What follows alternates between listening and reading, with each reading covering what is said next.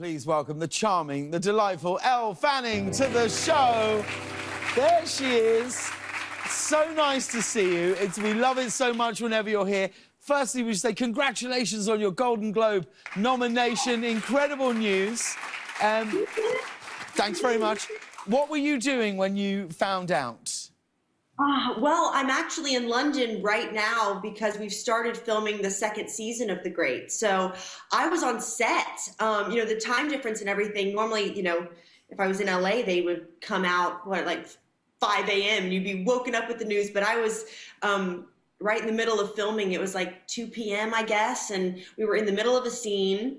And Tony McNamara, who is our, you know, the complete creator, writer of the show, he ran down from his writer's room and told everyone, we got nominated for Best Comedy, and to be on set, you know, and experience that with the whole crew. And then they come rolling in. And so he then came back and stopped again to stop the scene again. He's like, and Elle's been nominated and Nick's been nominated. And it was just like, we were screaming huzzah, like, you know, we say in the show. So it was a big celebration, like a reason to celebrate. It was amazing. It was so cool. So did you manage to find the one British film crew who would be even remotely bothered by this?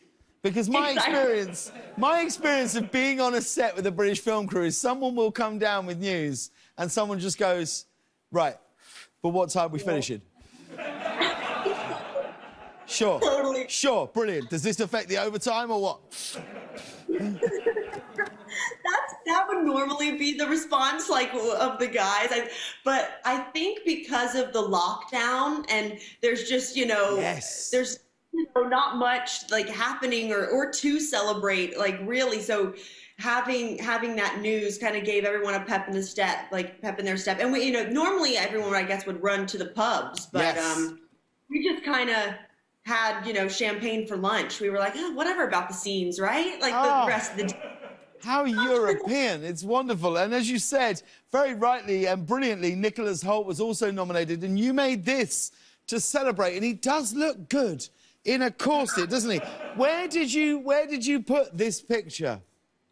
Well, I put that in his trailer. So he actually wasn't filming the day that he found out. I think he said he was doing a workout class sure. on his phone.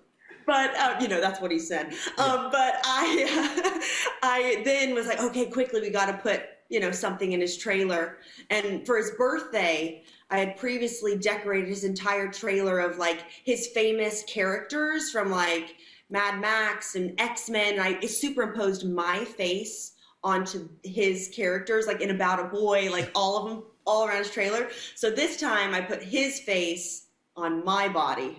Nice. And I think he looks great. He looks fantastic. Now, you were here on the show, I think in our last few shows before lockdown happened, and I remember we were talking, and you and your sister Dakota, you were about to go off, I think, to Budapest, is that right, to shoot a movie together? How's that going? Do you think that film is ever going to happen? Yeah, you know, we hope so. We were supposed to go film like our first movie together, and like literally the day, I guess, yeah, the day before we were supposed to leave, like, everything hit, and so kind of got shut down for the moment. So it's basically kind of postponed. We're not like, we're just waiting to when the time is right and safe and everything. I know we were looking forward to it. I mean, when you were younger, you and Dakota, obviously the two of you being performers, when you were growing up, were you inherently performers then? Would you put on shows for your family and plays and things like that? Yeah, we wouldn't so much like put on shows for anyone else. Like, we wanted to just do the scenes ourselves. They were kind of our little secretive thing that we would do. And we tried to make everything like really as real as possible. So like my sister did like a guest star on ER, and they gave her all the real medical equipment to use. And so we would use that in our playing around. And I would sometimes, like, I would be like the baby that she would like birth me, like I was made to do. We would go in depth, and then I was always the husband or the dad, or like, you know, she was always like the woman, and she would boss me around. and I had to be the dude. Wow. And I know you had quite an unusual obsession as a child. Would you like to share? Don't worry, no one's watching this. Would you like to share with the crew in the studio what it was that you used to obsessively collect as a youngster?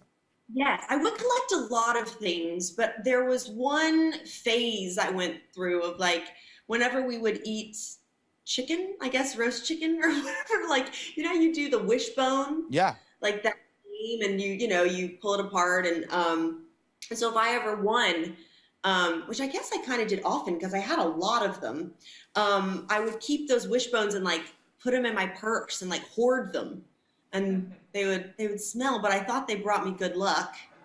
So I kept them. What age were you carrying around the bones of dead roasted animals? It was just yesterday. Like I just